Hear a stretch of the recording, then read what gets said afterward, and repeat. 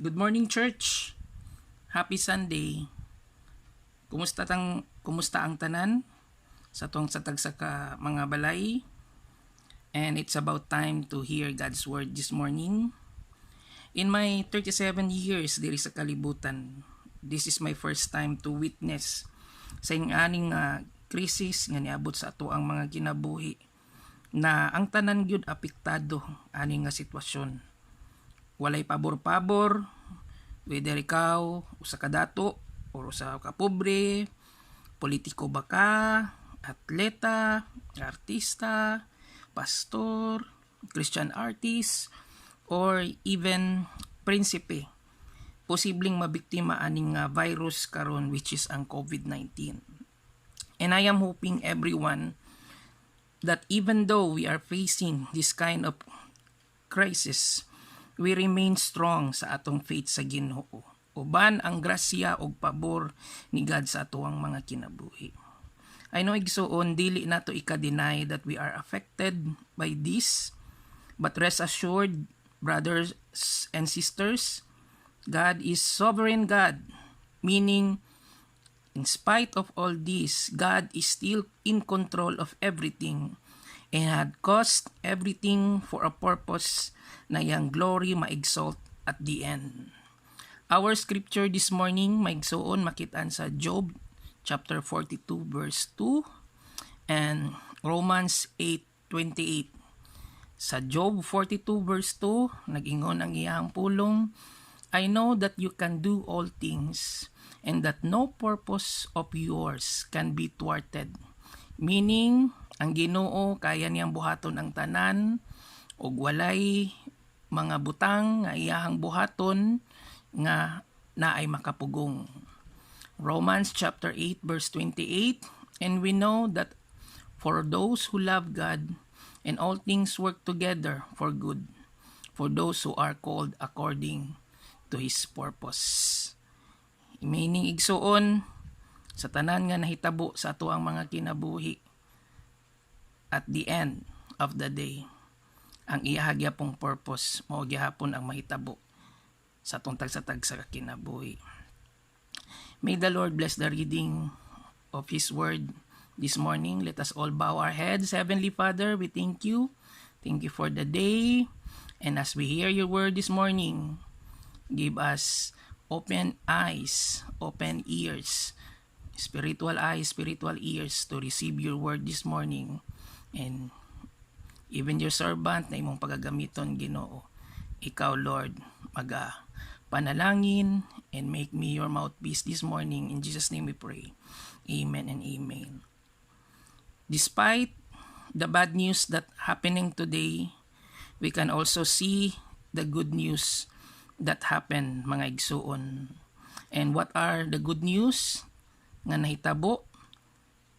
Number 1, that is the picture of usa ka mall sa atoang syudad ang ilang mga empleyado nagampo, no? And number 2, doctors and nurses praying, no? Makita nato nga before sila nagbuhat sa ilahang part, nagpray sila. The third picture kay ang ato ang mga pulis, no, sa ato ang gobyerno, wherein nagpray pod sila before samtang sila trabaho pod sa ilahang job description sa atong komunidad. And number ikaupat na kung picture, mga igsuon, usa ka maayo nga balita wherein usa ka atheist nga Italian doctors, no, wala siya nagatuo sa Ginoo, but sa nahitabo karon he realize nga ang knowledge sa tao limitado ra gyud ug kailangan gyud niya og Ginoo sa iyahang kinabuhi. In spite sa mga nahitabo sa ato ang palibot, mga igsuon, aduna gyapon kaayuhan nga nahitabo ug ang Ginoo na-exalt sa tanan. Amen. The world is facing today the COVID-19 virus that scattered in I think kung wala ko nagkamali, nasa 114 countries sa tibuok kalibutan. And the status of COVID-19 disease in Davao City alone as of March 27, 7 a.m., no? Aduna na tay upat ka positive, no, na mga pasyente, and negative 25 ka buok. The PUIs 81, the mild PUIs 164, and the PUMs 817. And as a citizen of the city, we will do our part, mga igsoon. The government, particularly the Department of Health, were telling us some practical tips to avoid acquiring the COVID-19 disease. And what are those practical tips? Number 1, we need to wash our hands. We need to stay at home, to remain keeping social distancing, stay informed, strengthen our immune system, and sanitize ourselves and even our home.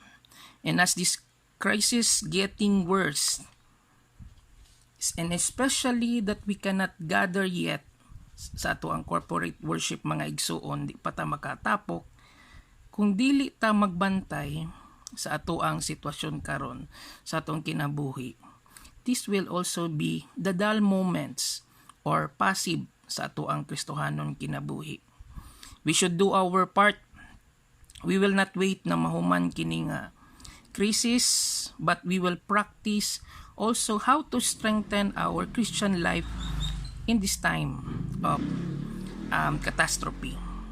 That is why this morning, brothers and sisters, if there are practical tips to fight COVID-19 as a Christian, let us also do our spiritual responsibilities in this time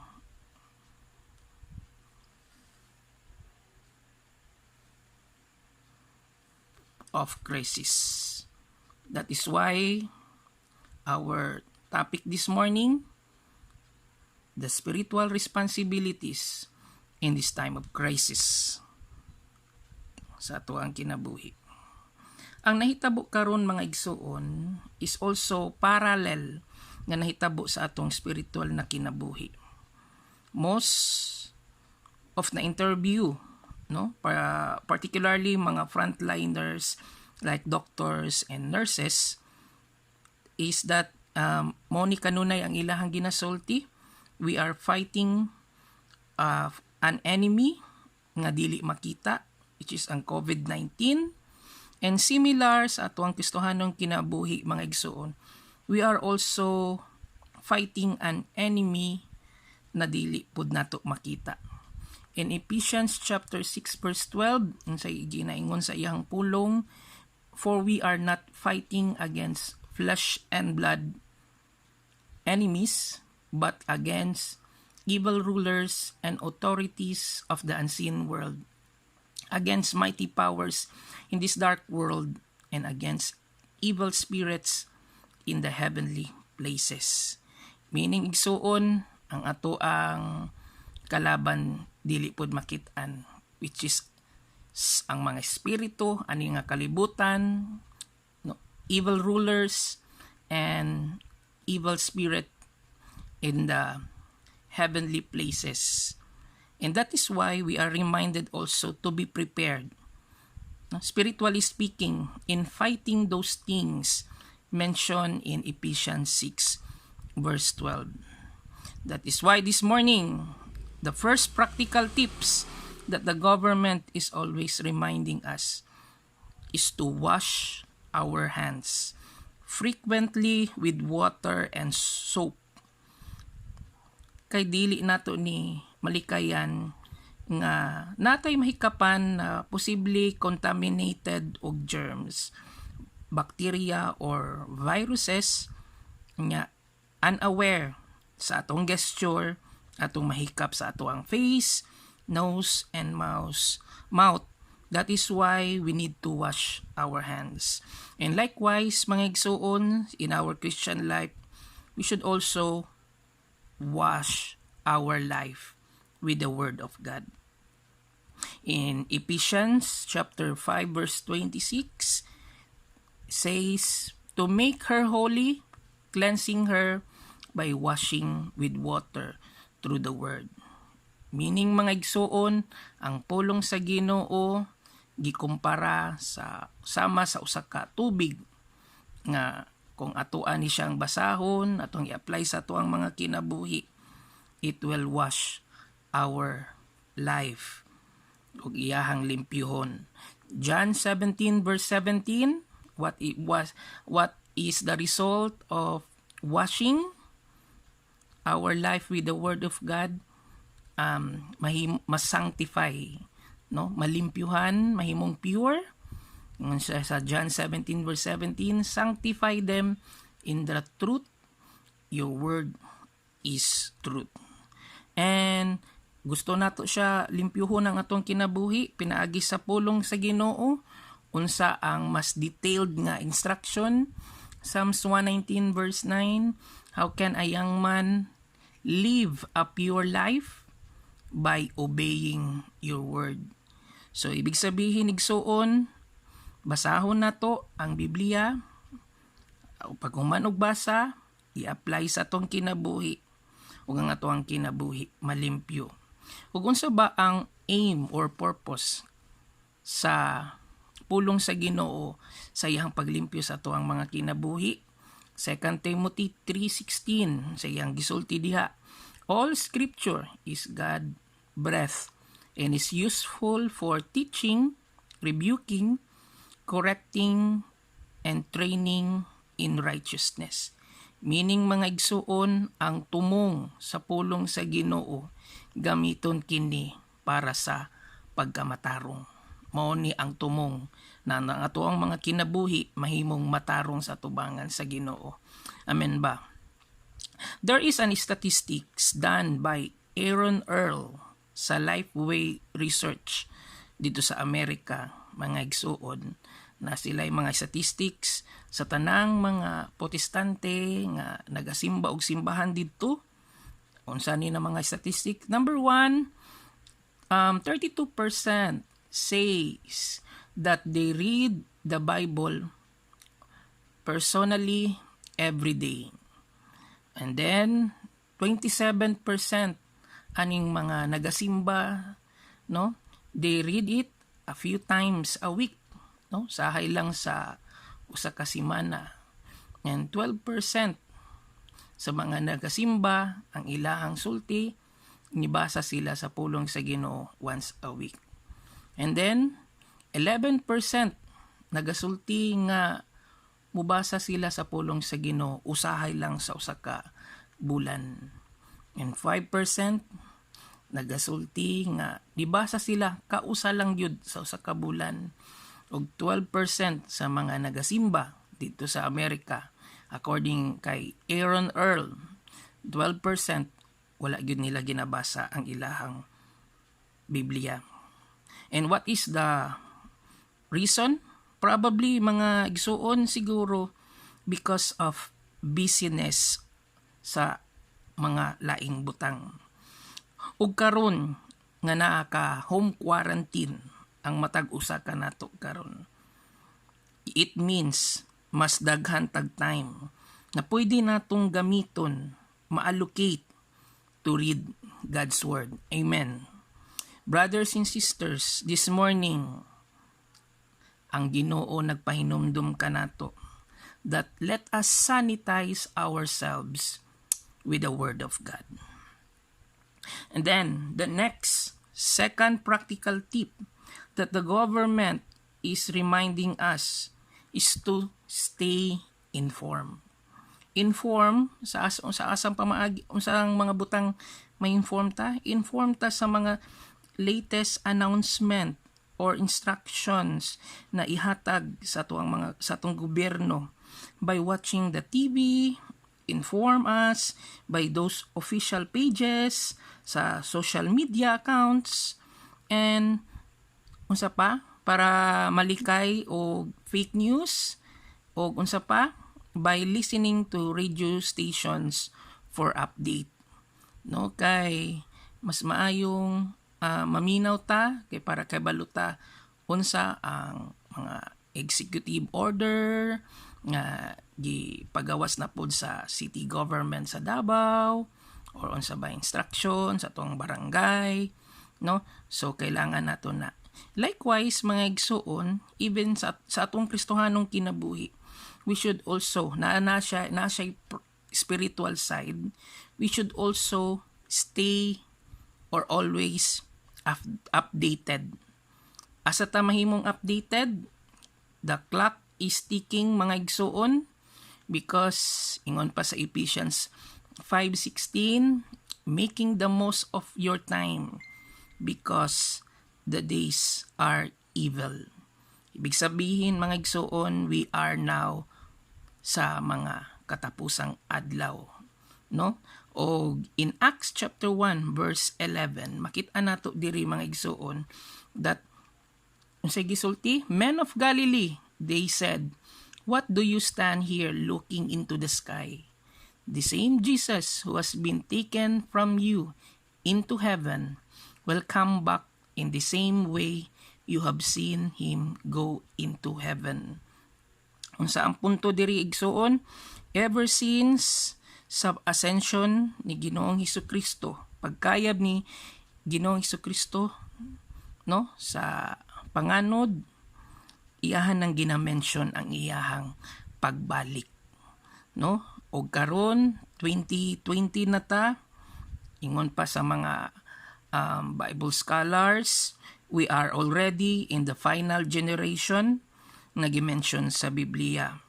And asa ta mahimong updated? Dapat updated ta sa mga signs sa end times. Na ay mga overview, na itulo ka overview sa mga signs of the end times. Number 1 is the socio-political signs. What does it means? It means unsa ang nahimong batasan sa mga tao, ang culture nga nahitabo sa palibot. Ingon pa siya sa iyahang pulong, Matthew 24 verse 37, as it was in the days of Noah, kapariha sa panahon ni Noah, so it will be at the coming of the Son of God. Mupariha pod ang pagbalik sa Ginoo. Ang pagbalik sa Ginoo sumala sa panahon ni Noah, no, is generally seen even sa atoang panahon karon. And what happened sa panahon ni Noah, mga igsoon? Luke 17 verse 27. People were eating, drinking, marrying, and being given in marriage up to the day Noah entered the ark. Then the flood came and destroyed them all. So ang mga tao sa panahon ni Noah, ang ilahan lang mga kinabuhi, no? Gi-enjoy lang nila para lang sa ilahang kaugalingon. And not just sa panahon ni Noah, but even sa panahon ang panahon ni Lot, no?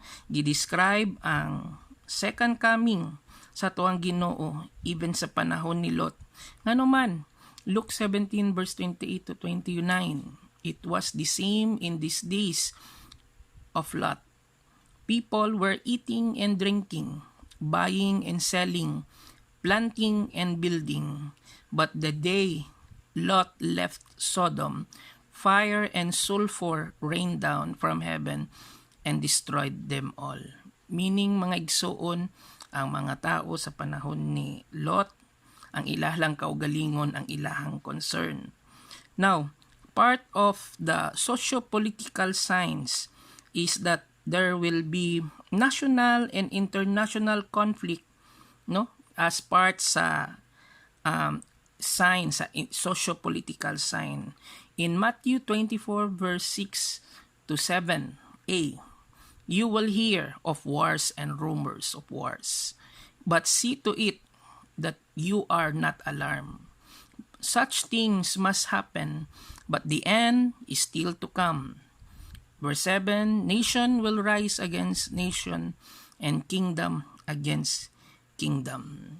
So, ibig sabihin, igsuon, this is part sa timailhan nga hapit na mobalik ang Ginoo. Rumors of wars, nation will rise against nation, kingdom against kingdom. So that is the first overview of the signs of the end times. The second is the physical signs. And these physical signs are those human-made disturbances. Meaning, unsaning human-made disturbances, this ang example ani kaning famines, kining kagutom. These are considered human-made disturbances, and also earthquakes in various places, mga linog sa mga various mga laylahi na mga lugar. This is kaning earthquakes is considered as natural disturbances, no, nga makita nato sa considered kung ang famine, human-made disturbances, ang earthquakes is natural disturbances. And last Sunday, March 26 dili de siya Sunday, but last Thursday, mga igsoon, ang part sa Mindanao naka-experience og 6.1 magnitude earthquake dito dapit sa Maasim, Sarangani. Og dili lang ta makaingon nga dili lang ta sa Mindanao naka-experience og linog, kay lately atong Sunday, mga igsoon, ang part sa Croatia, no, naka-experience og 5.4 magnitude of earthquake.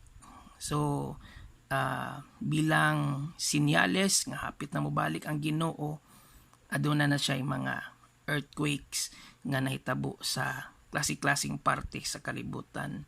And part of the physical signs, mga igsoon, sa end times, there are also celestial signs. O kung sa gisulti sa Matthew 24 verse 29, immediately after the distress of those days, the sun will be darkened, and the moon will not give its light. The stars will fall from the sky, and the heavenly bodies will be shaken. Meaning igsoon, parts sa physical signs, sa end times, there will be abnormal movements sa mga heavenly bodies. No? So, that's it. And the third overview of the signs of the end times, mga igsoon, is the spiritual signs. Og unsa baning spiritual signs, mga igsoon, it's the apostasy, no? Unsay meaning sa apostasy? A general falling away from their faith. Ibig sabihin sa kanatapusang adlaw, mga igsoon, giprophesy na gyud, itakda na gyud nga daghan gyud ang mutalikod sa ilahang pagtuo. Matthew 24 verse 12, because of the increase of wickedness, the love of most will grow cold. No? So, daghan ang mamugnaw sa ilahang pagtuo, ug ang mahitabo, ang majority mubuhat na og mali, ug ang mali sa paminaw sa kadaghanan mo na nahitama. And 2 Timothy chapter 3 verse 1 to 4, ingon pa siya sa iyang pulong, but mark this, timan ikini, there will be terrible times in the last days. People will be lovers of themselves, lovers of money, boastful, proud, abusive, disobedient to their parents, ungrateful, unholy.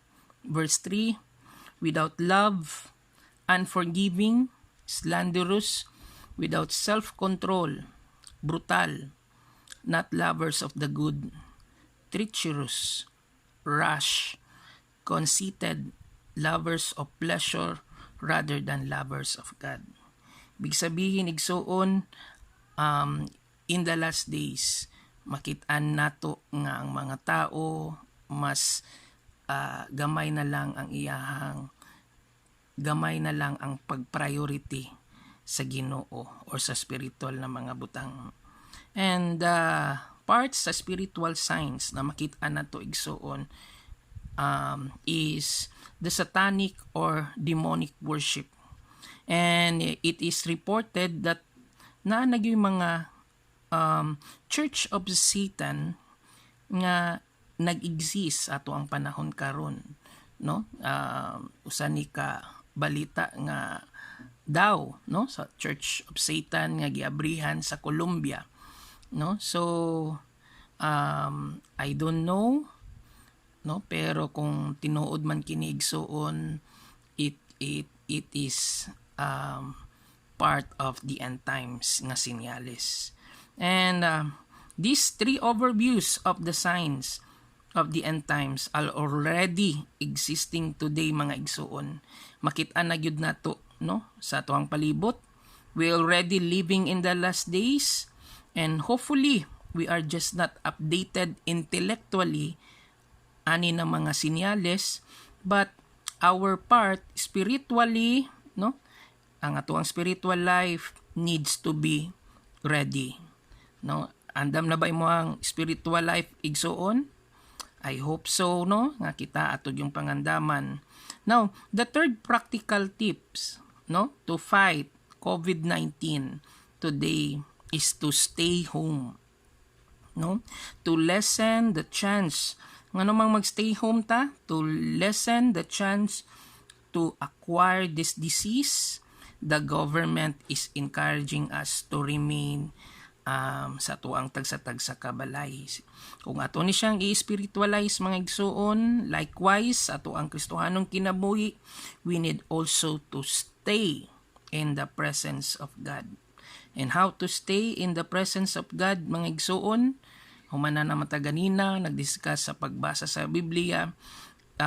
We will stay in the presence of God by worship, pinaagi sa pagsimba kaniya. And Psalms 22 verse 3, yet you are holy, enthroned on the praises of Israel. Meaning igsoon, pag naa gani ang pagsimba o pagdayig, ang Ginoo mobisita gyud o anaa ang iyang presensya, no, sa ato ang pagpuyo sa tong sa tagsa kabalay, dili na to kalimtan ang pagsimba sa Ginoo.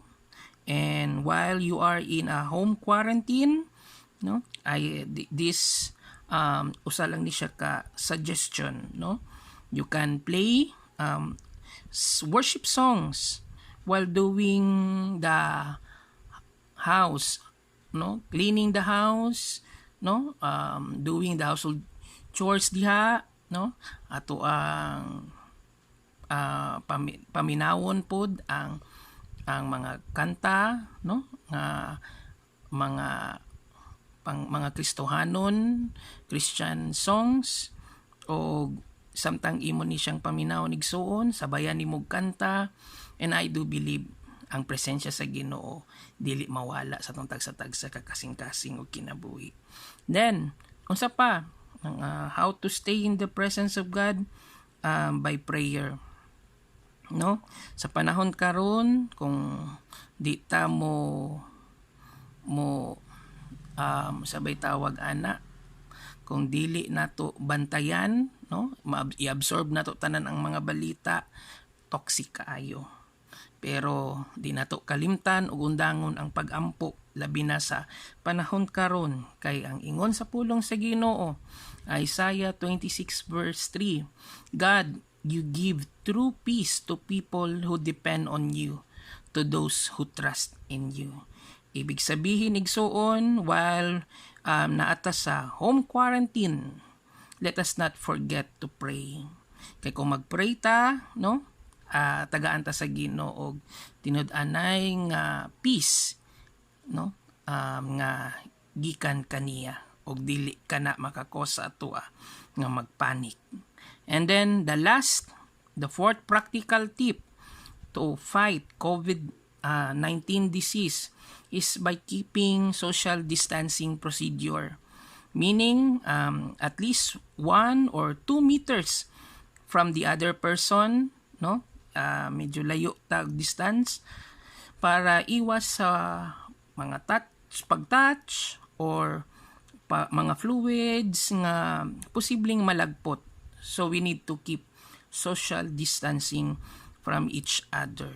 And likewise, in our Christian life today, in this time of crisis sa ato ang kinabuhi, we need also to habituate distancing from sin.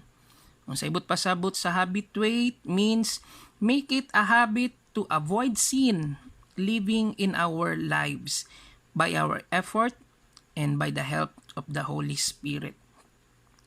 In God's Word, 1 Corinthians 10:14, makita nato diha igsuon ang ingon sa pulong sa Ginoo, therefore my beloved, flee, ibig sabihin palayo, no, pahawa, likayi from idolatry, no. 2 Timothy chapter 2 verse 22, sa ingon siyang pulong, now flee, no, palayo na pod, pahawa, likayi from youthful lust, and pursue righteousness, faith, love, and peace with those who call on the Lord from a pure heart. And the third verse this morning, how to habituate distancing from sin, 1 Thessalonians 5:22.